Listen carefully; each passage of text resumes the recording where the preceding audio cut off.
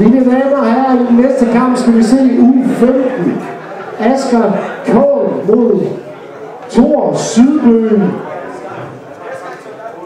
Asger Kål er fra Roller Svendborg, og Thor er fra EBBK Esbjerg. De bokser 3 gange 1,5 minut. Giv dem en hånd, mine damer og herrer.